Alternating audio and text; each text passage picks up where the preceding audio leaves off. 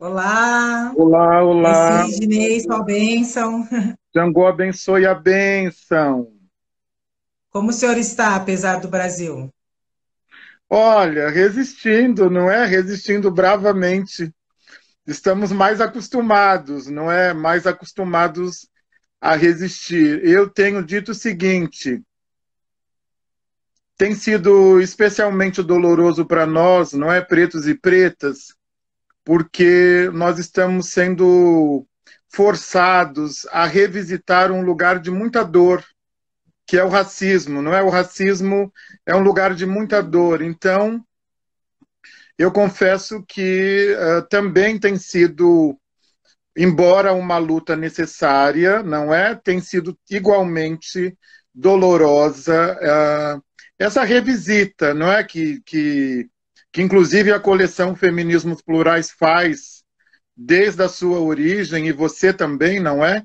Que é ter de ficar falando a todo momento, não é? Sobre as nossas dores, não é? Porque a origem das nossas dores está no racismo. Mas tudo bem, a gente segue falando, vamos E vamos, falar e vamos falar. e vamos falar também por outra perspectiva também, né? Dos afrosentidos, falar também de, né? Para não, Uhum. enfim, eu vou tirar aqui, gente, os comentários para vocês conseguirem ver bem o Pai Sidney. E aí, quando a gente faltar 15 minutos para o final da aula, eu volto com os comentários. Lembrando que todas as nossas aulas ficam gravadas, elas serão salvas e depois disponibilizadas no canal do YouTube da Feminismos Plurais, com tradução em Libras, do Diverse Libras, quem a gente agradece pela parceria. Então, pai, como é hoje um dia de aulão, a fala é do senhor, o senhor pode se apresentar para as pessoas que ainda não o conhecem, e aí o senhor fica livre para falar sobre o livro, sobre esse tema que é tão importante para nós. E Bom, agradeço, né, a disponibilidade por fazer parte aqui desse time, é uma grande honra. eu que agradeço, eu que agradeço, eu que agradeço tanto o respeito da coleção Feminismos Plurais, tanto carinho, não é tanta possibilidade de protagonismo negro. Eu que agradeço. Eu dividi a nossa aula em três momentos, até para eu me organizar. Então, a aula está dividida em três momentos. Intolerância religiosa como projeto de poder colonial é um primeiro momento. A intolerância religiosa como um projeto de poder colonial. Um segundo momento, que é para eu explicar para os leitores e aqueles que nos seguem por que racismo religioso ao invés de intolerância. Então, eu quero explicar essa virada epistêmica, por que racismo religioso e não intolerância religiosa. E um terceiro momento, que é justamente a epistemologia preta de terreiro, como um lugar possível de cura do racismo religioso. Então, eu vou dividir a minha fala em três blocos. Então, vamos começar pela intolerância religiosa como um projeto de poder colonial, não é? Intolerância religiosa é um fenômeno mundial, não é um fenômeno específico do Brasil, não é? Mas esse fenômeno no Brasil ele ganha força a partir da última Constituinte, quando as igrejas, não é? As igrejas e as crenças hegemônicas começam a se organizar para justamente desembocar nisso que nós vemos hoje, que é a tomada do poder, não é? Então, é um projeto que já começa lá em 1988, não é, com a Carta Magna, e esse projeto e essas igrejas, não é, a Igreja Batista, e inclusive nesse momento a Igreja Católica começa a perder espaço. A Igreja Católica começa a perder espaço E essas igrejas, não é, protestantes e pentecostais, ainda nesse momento pentecostais, começam a se apropriar da máquina estatal. Não é? Por quê? O que acontece? Quando o Estado falha, no Brasil, a religião ela vai e ela assume esse lugar. Uhum. E até aí tudo bem, não é? Quer dizer, tudo bem, até aí tudo bem, não tem problema nenhum, não é? Não tem problema nenhum, até que isso se torne efetivamente um projeto de poder hegemônico. Eu abro meu livro, não é, com uma citação, não é, de um dos grandes inimigos das tradições de matriz africana no Brasil, que é justamente o neopentecostalismo. Não é? O neopentecostalismo, ele surge, na verdade, contra o pentecostalismo. Quando o pentecostalismo começa a acessar as massas e a se popularizar, surge um novo movimento, não é, para tomar parte neste projeto de poder. E aí nós temos aquele livro, não é, do Edir Macedo, Orixás, Caboclos e Guias, Deuses ou Demônios, não é? E já na epígrafe, não é, na abertura do livro, essa leitura é muito importante para mim, não é? Porque ela já marca um território que eu vou, inclusive, no final da nossa conversa, explicar o porquê somos tão perseguidos. Não é? Quer dizer, o que está no cerne, não é? Para além, né, da tomada do poder, por um discurso histórico de uma tríade colonial, rei, lei e fé, não é isso? É uma tríade colonial portuguesa, rei, lei e fé. Porque qual era o rei? O rei de Portugal. Qual era a lei? A lei de Portugal. E qual era a fé? A fé de Portugal, que era católica, apostólica, romana. Então, essa tríade, não é, rei, lei e fé, ela que, de alguma maneira, não é, se configura como esse espaço hegemônico de poder e de perseguição às tradições de matriz africana. Então, já no seu livro, não é, que inclusive foi parar, não é, foi parar na justiça, não é, quer dizer, as perseguições às tradições de matriz africana foram judicializadas, demorou, vejam vocês, demorou 16 anos para o julgamento. 16 anos. E nós nos vimos obrigados, né, na pessoa do Dr. Edio Silva Júnior, a acolher um acordo que vai desembocar no direito de resposta, passado de madrugada na TV Record. Há muita força simbólica do racismo nestes elementos. Muita força simbólica do racismo, não é? E aí ele, na sua obra, diz: dedico esta obra, eu vou ler aqui, dedico esta obra a todos os pais de santo e mães de santo do Brasil, porque eles, mais que qualquer pessoa, merecem e precisam de um esclarecimento. Eu já adoro essa palavra, porque esclarecimento. Nós não precisamos de um empretecimento, nós precisamos de um esclarecimento. Quem é que esclarece as coisas? O branco que esclarece, não é? O que ele quer? Ele quer justamente nos embranquecer.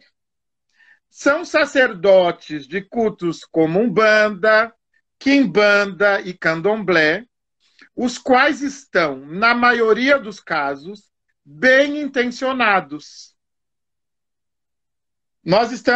eu sou babalorixá, então ele está me dizendo que nós, na maioria dos casos, estamos bem intencionados.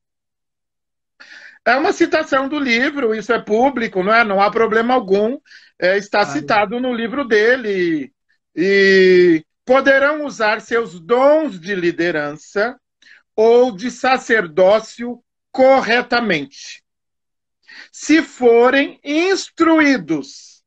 Então, veja, esclarecimento, corretamente, instrução. Eu sou um homem do discurso, eu sou da semiótica. Muitos deles hoje são obreiros ou pastores nas nossas igrejas, mas não o seriam se Deus não levantasse alguém que lhes dissesse a verdade. Então, atenção na construção discursiva desse pequeno texto. Esclarecimento, corretamente, instruídos e levantar-se. Não é? O que ele está dizendo? Nós estamos de joelhos, nós não temos esclarecimento, nós não estamos agindo corretamente e nós não temos instrução. Então, me parece, não é? Quer dizer, quem olhe atentamente, quem estiver com o livro, olha muito para esse trecho, porque esse trecho dá conta justamente da intolerância religiosa como projeto de poder colonial, projeto de poder da branquitude, não é? Projeto de poder racista, projeto de poder racista, não é? Nós, né, brasileiros e brasileiras, nós fomos educados, não é, desde muito cedo, para odiar as coisas pretas.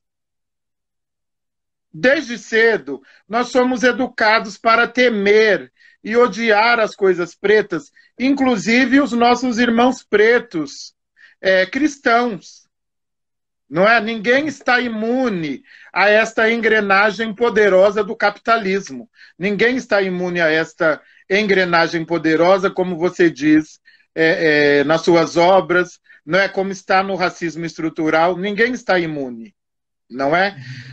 E aí o que acontece? Há uma associação binária, sempre há uma associação binarista que faz parte do projeto de poder e dividir para conquistar. Há uma associação binarista a tudo que é preto ser associado a essa entidade mítica, demoníaca, não é? O demônio não está, nunca está. Jesus está estampado como branco. Jesus está estampado como branco. Mas o demônio, na iconografia, vocês podem verificar que ele nunca é branco. Entendeu? Ele sempre se volta mais para essa noção de escuridão. Então, e a partir daí, não é? Quer dizer, se nós formos, quer dizer, foi a partir da Constituição, só para voltar um pouquinho historicamente, a partir da Constituição de 1900, a partir da Constituinte de 1988, grupos evangélicos formais passam a lutar por concessões públicas de estações de rádio e canais de TV e criar grupos de comunicação. Assembleia de Deus, Renascer em Cristo e outros grupos cristãos. Cada uma destas denominações, desde então, elas começam a ocupar o poder estatal, porque até essa ideia de comunicação no Brasil, ela é muito confusa, não é? Quer dizer, há uma mistura público-privado que que não está muito bem, que não está nada definida e também não está definida intencionalmente. Não é para manutenção do poder. E o que acontece? Num dado momento, e aí a gente vai ter grandes, não é? Grandes, a partir da associação do poder hegemônico das igrejas, que também começam a brigar entre si. Não pensem que entre elas não há atrito, porque elas também começam a brigar entre si. Quer dizer, o pentecostalismo não aceita o neopentecostalismo. Uhum. Eles são movimentos, em certa medida, que estão em disputa. Então, nós precisamos entender que no cerne do que nós chamamos de intolerância religiosa, há uma máquina colonial poderosa disputando poder. E o que vai acontecer de pior? Agora vamos ao que vai acontecer de pior. O que vai acontecer de pior é o seguinte: nós vamos ter, todos nós sabemos que as religiões hegemônicas no Brasil, elas se servem do chamado proselitismo. Em que consiste o proselitismo? O proselitismo consiste em conversão de massa, não é? Uma noção forte de paraíso, não é? E da busca do paraíso durante a vida, não é? Vai ser distorcida e criminosamente utilizada pelas igrejas. No meio desta associação igreja-estado, você tem o capitalismo. Então, as igrejas acabam se transformando. Eu sou muito contra as generalizações. Generalização é um lugar muito perigoso, e aí eu preciso fazer minha culpa. Eu quero que vocês entendam que sim, eu reconheço, não é? Eu reconheço na cristandade a possibilidade de igualdade, a possibilidade de uma luta antirracista. Sim, eu reconheço. Não é o meu lugar de fala, mas eu reconheço esta possibilidade, não é? Mas eu quero dizer, eu estou falando de poder. Então, essa luta não está no poder. Ela está aqui embaixo, não é? Essa luta que junto a Cristo, eu até considero legítima e necessária, ela não está acontecendo neste proselitismo que, de alguma maneira, se associa a um proselitismo que eu vou chamar de proselitismo político. Então, de uma maneira astuta, não é? De uma maneira esperta, não é? A política brasileira, não só a brasileira, mas a política mundial. Lembrem daquela imagem, não é? Do Bush, né? No momento de guerra, sempre trazendo uma força simbólica de Deus, de Jesus, não é? E eu penso, não é, que os meus irmãos, vou chamá-los de irmãos, espero que eles não refutem, os meus irmãos pretos e pretas cristãos estão numa situação muito mais complicada do que a minha situação, porque eles precisam lutar também no seio da sua fé, não é? Contra esta estrutura colonial. Eu gosto muito de uma noção potente de Luiz Rufino, que ele diz o seguinte, que nós carregamos um ebó colonial, um ebó no mau sentido. Nós carregamos um ebó colonial, um carrego, perdão, ele fala carrego colonial, e aí nós precisamos de um ebó para desfazer esse carrego colonial, não é? Então, o que acontece, não é? Quer dizer, nós vamos ter um processo, não é, de estruturação e tomada de poder a partir da força simbólica de Cristo. E essa força simbólica de Cristo, ela tem como combustível a intolerância religiosa. Porque é aquela ideia de que, para lhe oferecer a salvação, o paraíso e para livrá-los do pecado, eu preciso desta noção potente e binária de pecado, não é? De pecado em oposição à possibilidade de paraíso, não é? De preto e branco, de gordo e magro, de heteronormatividade, homossexualidade, não é? De heteronormatividade, identidades diversas. Então, vale muito a pena dar uma olhadinha num trabalho que está na internet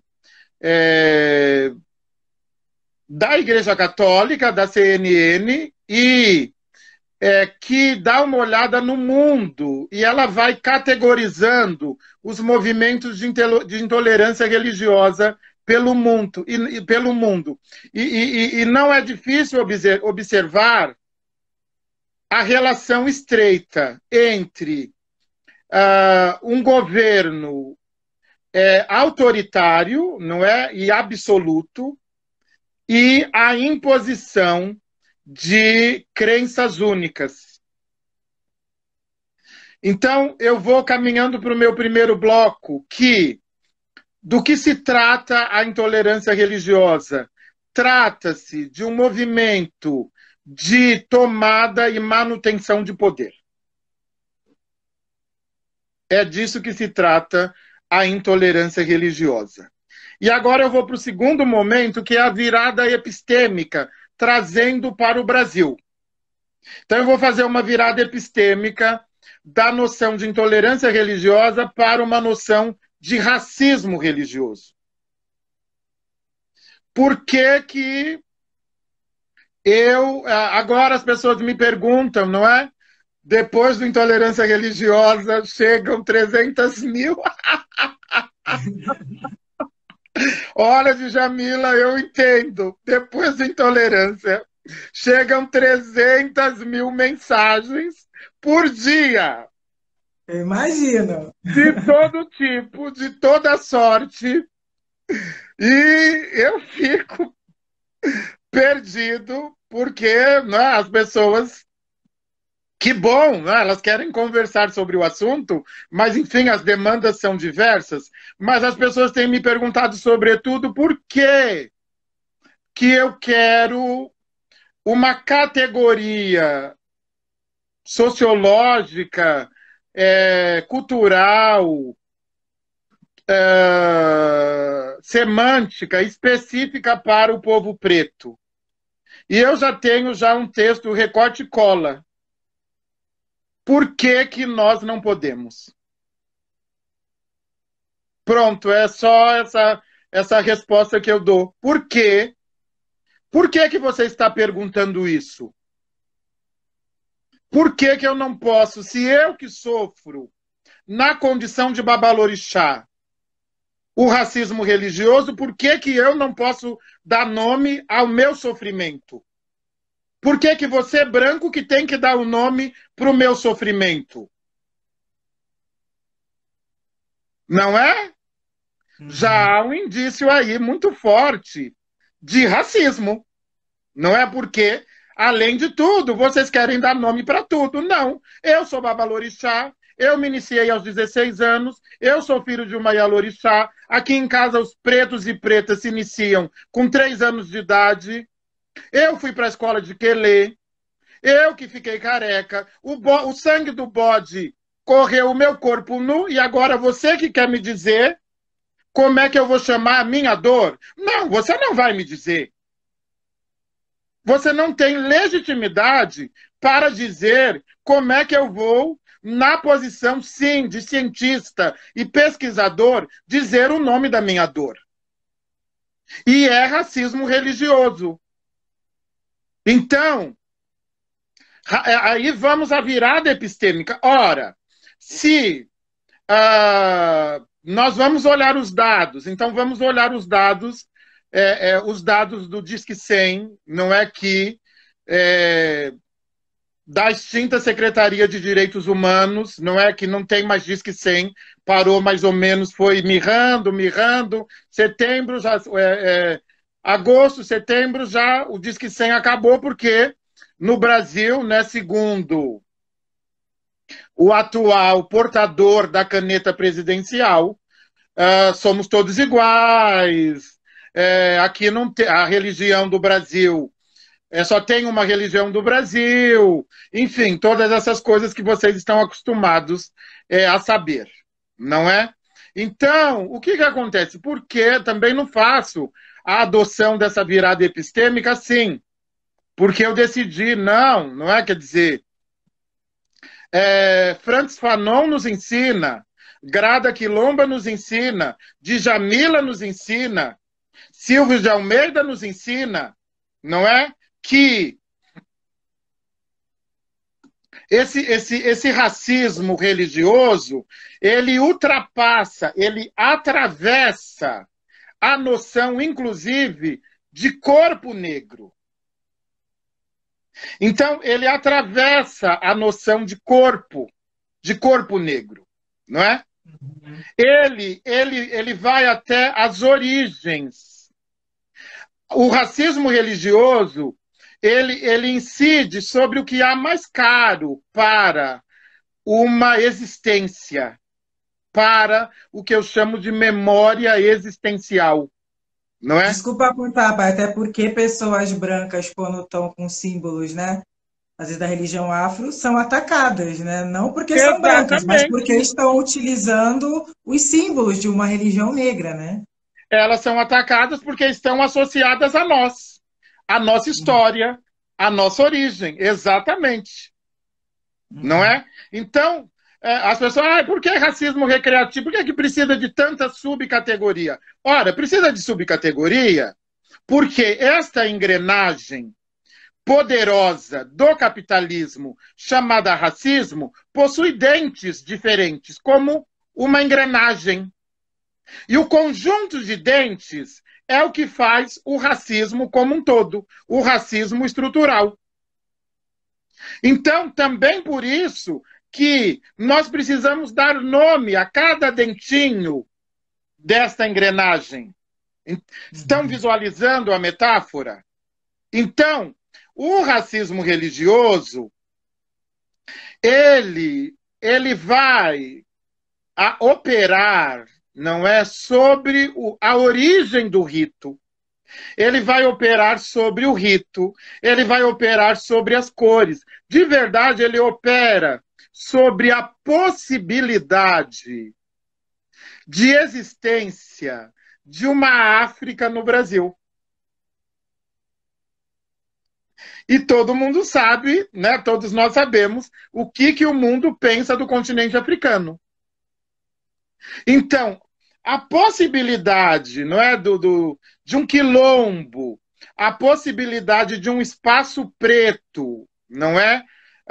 A possibilidade da existência desse espaço dizer, de alguma maneira, que nós existimos e que nós temos uma epistemologia e que nós temos uma afrofilosofia e que nós temos maneiras de fazer, maneiras diferentes das hegemônicas de conexão com o Criador, criadoras, não é? E dizer que nós somos a um só tempo criadores e criatura, tudo isso é um problema, não é para um modo de crer hegemônico. Uhum. E a categoria semântica intolerância religiosa, ela não foi criada olhando para o continente africano. Nada foi criado olhando para o continente africano. Logo, se essa categoria semântico-lexical, e agora estou falando do lugar de linguista, não foi criada olhando para o continente africano, e muito menos criada olhando para o Brasil, ela não atende. Essa categoria, ela não atende a esse fenômeno de perseguição às tradições de matriz africana, não é? Então, antropologicamente, essa categoria intolerância religiosa, ela não atende, não é? Esse antropos, não atende, não é? E aí, né, nós precisamos, não é, começar a falar a verdade, é disso que se trata. Nós precisamos parar de usar eufemismos, não é aquela figura de linguagem que fica assoprando, né, no sentido de bate e assopra, que fica amenizando as verdades, não é? E aí nós temos uma categoria semântica que atende à perseguição às tradições de matriz africana no Brasil, porque, vejam vocês, todas as tradições de matriz africana no Brasil são perseguidas, não é? Desde 2016, nós começamos a ter uma reclamação formal de intolerância religiosa a cada 23 minutos. Vejam vocês. Nós, não é, tivemos... E aí o que acontece? Quando você vai dar uma olhada para esses números, praticamente 50%, 60% das reclamações se voltam para as tradições de matriz africana. Você tem um número de anônimos, então você tem um número de 30% a 40% de anônimos. E, ora, quem que é anônimo no Brasil? As tradições de matriz africana, não é? Então, praticamente 90%, não é, do que nós chamamos de intolerância religiosa, não é intolerância religiosa, é racismo religioso. Por quê? O Nagoeba é preto, as nações de candomblé são pretas, a Jurema é preta, o Xambá é preto, e a Umbanda, não é, por mais sincrética que ela seja, e ela transite numa linha de mais ou menos preta, ela também é mesmo que uma casa de Umbanda seja a brancura, ela não é enxergada, não é vista na sua origem como... Porque o que salta aos olhos é o que está lá de preto. É o que está preto lá, o que salta aos olhos. Entendeu? Não é o Jesus... Então, intolerância religiosa seria entre essas religiões propriamente hegemônicas, né? Para as nossas religiões seria o racismo hegemônico, né? Porque existe também essas intolerâncias entre as religiões hegemônicas, né? Exatamente, exatamente. Não é, quer dizer, intolerância religiosa é um fenômeno universal, é um fenômeno mundial, não é? Também utilizado, não é, ao longo da história do mundo para conquistas, para guerras, não é?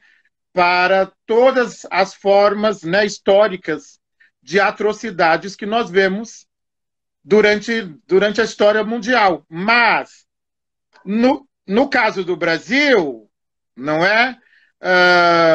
O que nós temos é um racismo religioso. Um racismo religioso por quê? Porque E aí eu fiz alguma pesquisa com algumas pessoas, eu também ouvi algumas pessoas, eu li muito, não é sobre esses atos, não é, de racismo religioso que tem crescido muito, né, desde uma pedra jogada contra uma praticante no meio da rua, até um terreiro incendiado, não é, durante a madrugada, até babalorixás e alorixás mortos, não é? E a sociedade ela sempre quer arrumar um motivo para justificar essa violência. Mas não adianta, essa violência ela já está explicada, não é não justificada, mas ela já está explicada. Quer dizer, essa violência se dá justamente por conta da prática de uma religião, entre aspas, uma religião que não é hegemônica, não é, que não é eurocentrada, que não é cristã, que não é branca, não é? Então, eu trouxe essa fala porque, né, eu recebo muito essa, e eu precisava, né? Bom, se você for ao livro, você verá essa virada epistêmica, não é? Mas já que, né, falei, bom, então vamos colocar isso na aula para as pessoas entenderem, não é mais este dente, não é dessa grande engrenagem que é o racismo religioso. Então, nós já falamos, não é, sobre a intolerância religiosa como um projeto de poder, de tomada e manutenção do poder. É fundamental que a gente não perca de vista todex, não percamos de vista essa ideia de colonialidade do poder, essa ideia que Grada Quilomba nos traz do colonialismo como uma ferida aberta, e a metáfora que está posta é a ferida está aberta e o colonizador ele vai com o seu dedo polegar ali, fazendo sangrar, fazendo jogar um pus viscoso, não é? Então, a todo momento, a cultura hegemônica, o poder hegemônico, os modos de saber, sentir e pensar hegemônicos estão atuando também sobre a crença de pretos e pretas. Olha, Djamila, eu vou fazer só uma pequena digressão. Só ontem que eu fui ver no Globoplay o Globo Repórter, não é?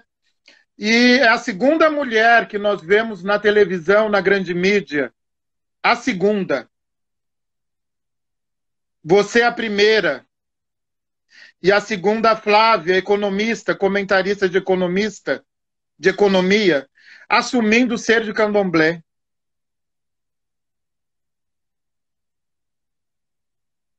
Foi tão doloroso para mim assistir aquele programa.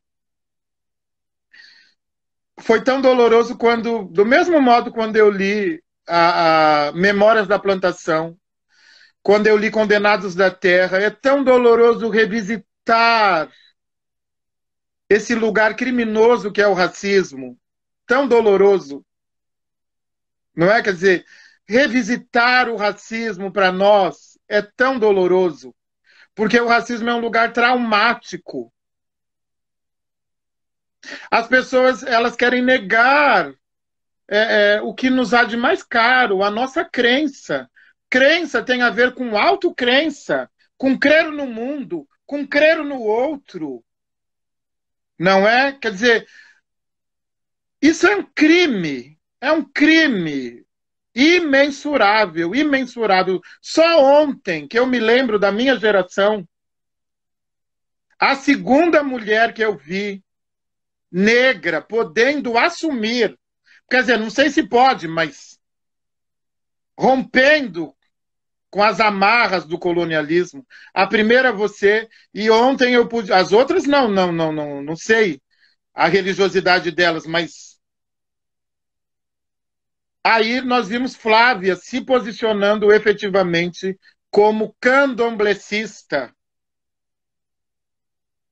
E aí você quer me dizer, as pessoas querem me dizer que não é racismo religioso? Dá muito trabalho adicionar camadas de negritude ao nosso corpo. Dá muito trabalho, porque a cada camada de negritude que você adiciona, a sua sobrevivência será colocada em risco.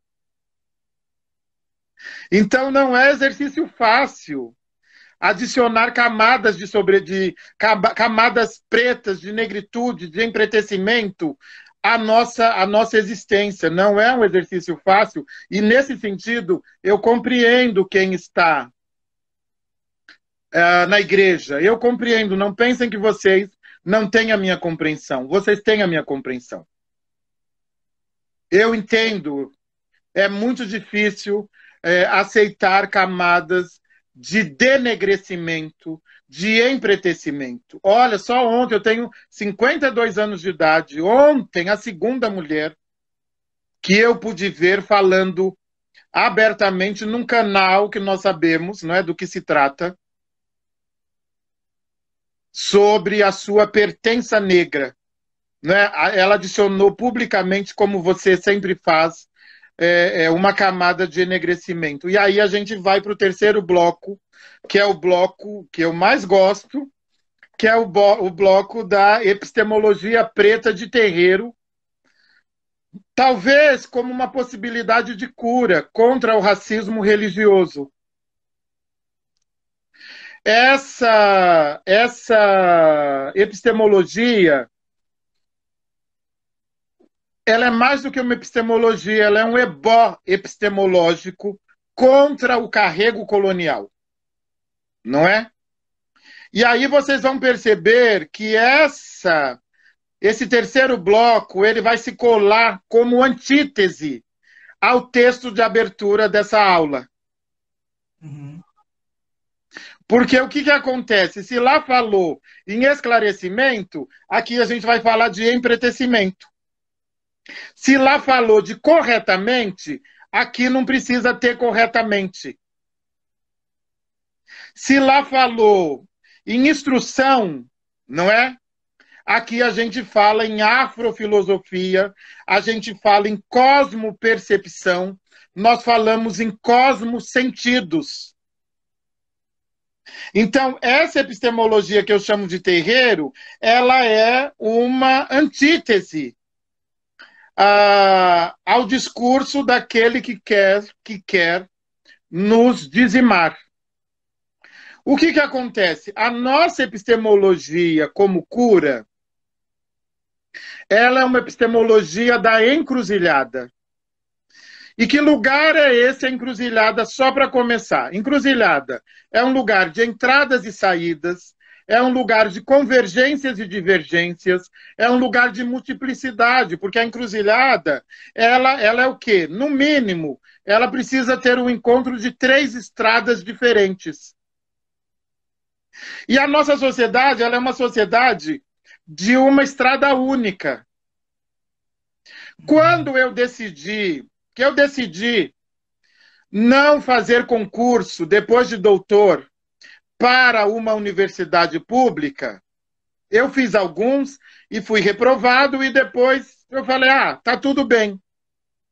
Eu vou me dedicar ao ativismo, vou me dedicar à escrita, eu vou ser um acadêmico desde fora. As pessoas, Djamila, me falavam, mas você não pode isso, você já escolheu sua carreira, você está desistindo?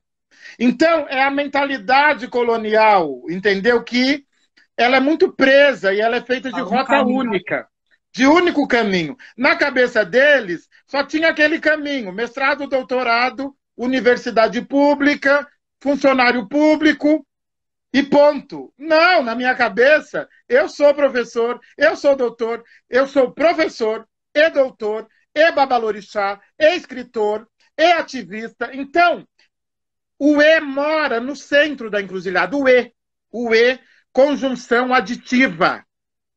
Perfeito. Então, pronto, quer dizer, aquele corretamente já acabou aqui.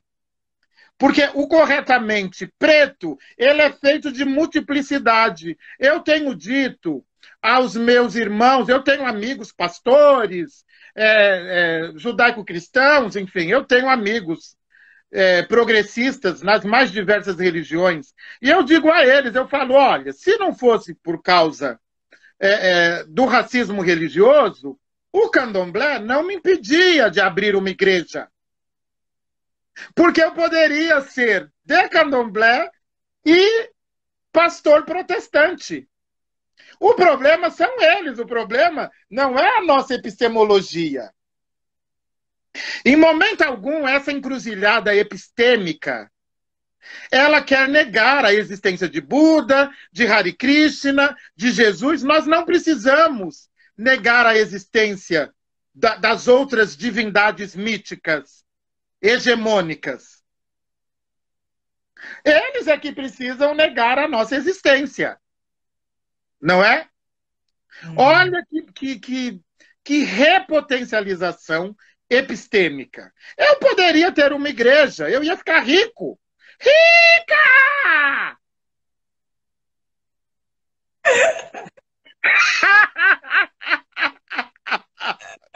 Perfeito, isso.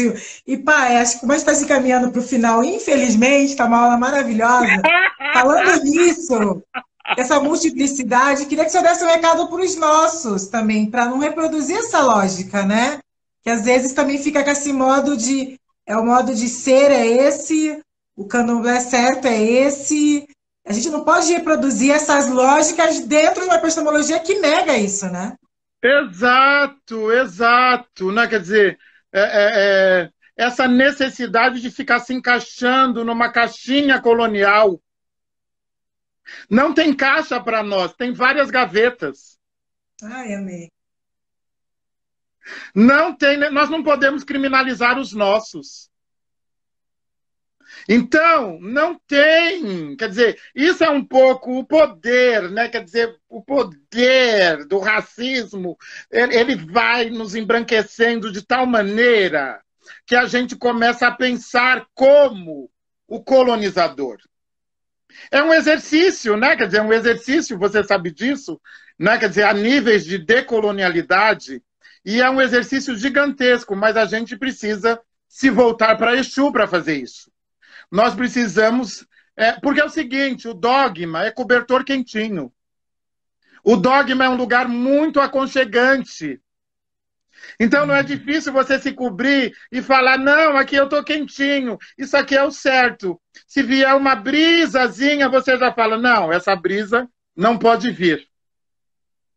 Então nós também precisamos parar, e você sabe como eu e seu pai, né, pai Rodney, querido, seu Babalorixá, meu irmão, você sabe como é que nós lutamos contra isso. Nós não criminalizamos os nossos, não é? E nessa encruzilhada cabe a multiplicidade, a multiplicidade. É muito doloroso viver, muito embora o dogma seja cobertor quentinho, num dado momento, ele esgarça, num dado momento, ele também perde a sua capacidade de aquecer, não é? Então, nós precisamos nos voltar àquele aforismo que você adora. A banca do mercado tem dois lados. Nós precisamos entender que a banca do mercado tem dois lados e ela precisa manter os dois lados. O que isso significa? Significa que nós estamos aqui para trocar, não para comprar, não para acumular, nós estamos para trocar. Existe um outro aforismo potente que diz o seguinte, o Aie é o mercado e o Orum é a nossa casa. Nós não estamos na nossa casa, nós estamos no mercado. Então a gente precisa parar de se negar às trocas. Porque as trocas, elas pedem aceitação do que o outro tem para oferecer. As trocas, elas pedem compreensão do outro, não é? Nós temos despotencializado os saberes pretos de terreiro. Nós precisamos de um ebó epistemológico de repotencialização dos saberes pretos de terreiro e parar, inclusive, de atender o texto inicial desta aula, de corretamente, de esclarecimento, de instruídos. Nós não podemos atender a lógica de quem quer nos matar, porque é como ajudar a segurar a arma e... Não é? A troca, é isso. Eu não sei se eu fui coeso, eu tentei aqui. Foi maravilhoso, eu estou aplaudindo. As pessoas estão aqui. Foi maravilhosa a aula, Babá Sidney. Queria agradecer. Eu fiquei com os livros do senhor aqui o tempo todo, que eu estou orgulhosa do 8º filho que chega. Gente, o livro do Babá Sidney ele foi lançado primeiramente só em e-book por conta da pandemia, mas agora chegou o impresso. Tá lindo. Tô aqui com as flores que Kyuzan me mandou, querida, que tá aqui assistindo. Sua bênção, mãe Kyuzan. Tô aqui com as flores que ela mandou aqui para casa. Fiquei muito feliz com esse carinho. Kyuzan que assina a orelha do livro. Sim, Kyuzan. Kyuzan que assina a orelha do livro. O livro está disponível no site da editora Pollen, que é a nossa editora parceira. Comprem esse livro, que aqui só foi uma pitadinha de tudo que está aqui. Venham entender a diferença entre tolerância religiosa e racismo religioso, afrosentidos. É um livro incrível. Continue acompanhando a nossa jornada. Amanhã a gente vai ter o pai Rodney William falando sobre apropriação cultural, que é um tema fundamental, que também passa pela questão religiosa. Então, um tema que, infelizmente, às vezes ainda fica com muitos esvaziamentos. Tragam suas dúvidas. Também se inscrevam no nosso grupo Feminismos Plurais no Telegram, tem o link lá nos meus stories. E continue acompanhando e fortalecendo o nosso projeto de epistemologias negras, porque sem esses projetos a gente não consegue pensar o Brasil. Então, convido a todos e todas a conhecer a Feminismos Plurais, mas a conhecer aqui, sobretudo, o último título, que é Intolerância Religiosa, de Sidney Nogueira, que é mestre e doutor pela Universidade de São Paulo, professor Mapalorissá, um querido amigo que nos abrilhantou aqui. Só agradecer, pai, por essa aula maravilhosa, os comentários aqui, uma audiência enorme, mais de 3.000 pessoas aqui acompanhando essa aula, e agradeço mais uma vez o senhor sempre por ter vindo aqui dançar nesse xirê. Axé, axé, eu que agradeço. É o 8º livro da coleção. O 8º livro, não é? Tem uma simbologia para nós, Egiobê, que é Egiobê, é o jovenzinho que assume o lugar, né, do primeiro Odu em Ifá. O 8º é Jonili, no Merindilogum. E esse Odu é o semeador, ele é o semeador. Então, o arquétipo maior desse Odu é o semeador. E eu estou muito feliz, você sabe disso, eu não me canso de dizer. Você sabe que agradecer é um negócio muito caro para mim. Não essa gratidão, esse esvaziamento semântico, não. Agradecer é uma coisa cara, não é? E nós, negros, não estamos acostumados ao protagonismo, a ter as nossas coisas tratadas com respeito, não é? Quer dizer, mesmo quando eu fiz o mestrado e o doutorado, eu me senti muito desrespeitado, e eu falo mesmo, eu sou de falar, que eu tenho 52 anos de idade e já não dá mais. E, sabe, a Pollen, a Lisandra, você, Breno, foram tão carinhosos, esse livro está tão bonito, a diagramação, eu dei tanto trabalho, eu sei que eu dei, e vocês foram tão respeitosos, e esse lugar não é um lugar que a gente está acostumado a vivenciar, não é? Então, eu vou fazer isso sempre, publicamente, vocês vão sentir até raiva, porque eu vou fazer isso sempre, para as pessoas entenderem, entendeu? Que isso é protagonismo negro, que isso é quando um chega, todos chegam, não é? Que isso é a verdadeira encruzilhada negra, não é? Não adianta, não se faz fogueira, só o tolo faz fogueira com lenha molhada, não é? E nós somos lenha seca, e por isso nós estamos sendo capazes de acender você há mais tempo, né, com a coleção, mas neste momento, eu como lenha seca me somo a essa grande, grande fogueira, não é? Conduzida pelas mãos de Oxóssi, seu pai, não é? Que é a coleção Feminismos Plurais. Um forte abraço a todos e todas e a todes, e muito obrigado por esse momento. Pai, muitíssimo obrigada, é uma honra ter o senhor nessa coleção. Eu é uma pessoa que eu já admirava de longe, ficava acompanhando quanto que o senhor, às vezes eu falo, gente, ele escreveu para mim, não é possível. E todo dia eu vou lá acompanhar a página do Pai Sidney. Às vezes eu estou com alguma dúvida, com alguma angústia, eu leio lá e falo, nossa, foi para mim. Se tem uma conexão com o senhor muito grande, que às vezes a gente nem tem que sentar para conversar sobre isso, porque o quanto que o senhor me edifica quando eu leio o Senhor, o quanto que o Senhor ilumina, o quanto que o Senhor me traz esclarecimentos muito, muito importantes para a minha jornada. Então, só agradeço ao Senhor, a todos e todas que nos acompanharam aqui, nesse pico de audiência, que o Senhor merece ser escutado e ser reconhecido, porque esse é o nosso lugar, o lugar do reconhecimento, o lugar do respeito, esse lugar da troca, esse lugar da encruzilhada. Um grande beijo para o senhor. Beijo, beijo. Muito afeto. Caô Cabecilê. Cabecile. Axé. Axé. Tchau, tchau, gente. Obrigada.